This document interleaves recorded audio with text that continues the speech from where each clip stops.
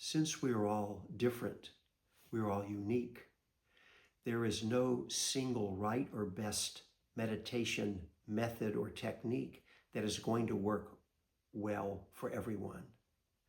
No matter what meditation instruction you may hear, it will work well for some people and it will not be a good fit for others.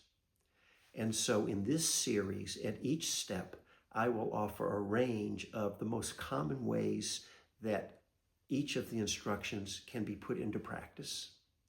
And then your job is to just feel and intuit, choose the best you can what you're most drawn to, and you try it out, you put into practice.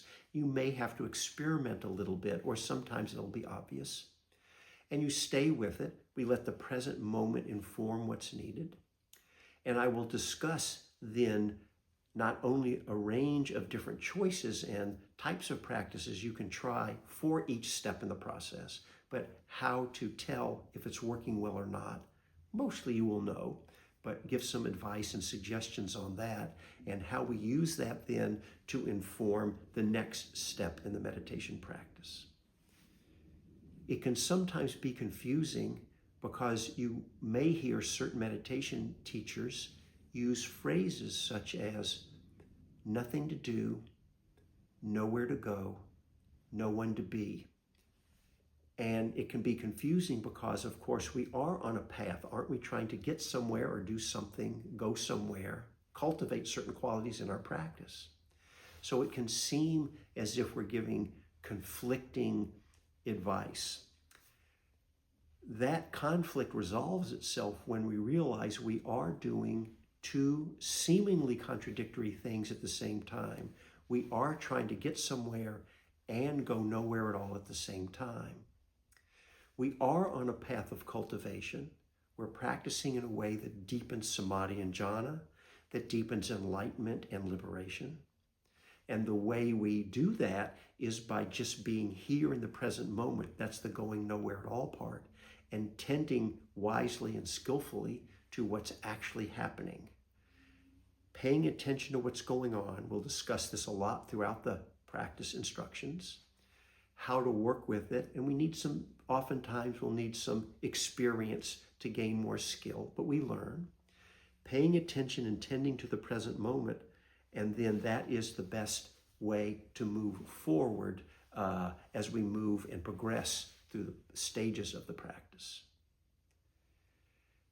Meditation is sometimes taught and practiced in two different kinds of meditation, insight and concentration meditation, each with their own practices and goals. You do not have to do a separate kind of meditation called insight meditation, or separately a kind of meditation doing concentration practices.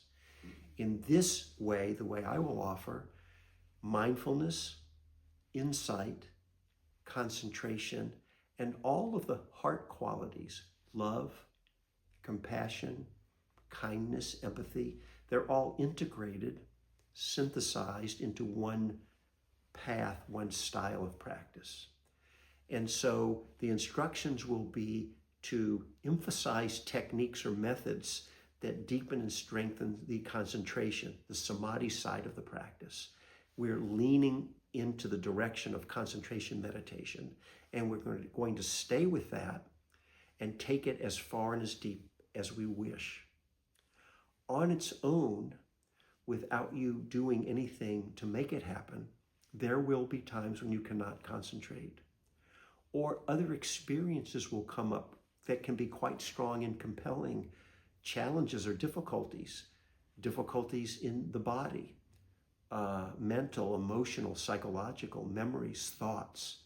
Many, many different experiences can come up that make it hard to concentrate and are really pushing themselves into the foreground of your awareness.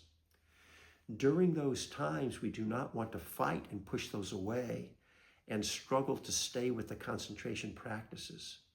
We need to have the tools and techniques to open to and work with and include all these other experiences into the practice. During these times, you naturally find yourself on the insight side of the practice. You didn't have to choose, but your experience informed and let you know that we need now to have ways and tools to work with, to include, to learn to be with these different challenges. How do we learn to let go of our suffering? How do we learn to let things be? How do we learn to diminish and bring down the difficulties when that's appropriate? And so we work in that way until at some point they subside, or we just feel like we want to make a shift, or we're able to concentrate again. We're naturally back on the concentration side of the practice. And so we then continue with the emphasis in that direction.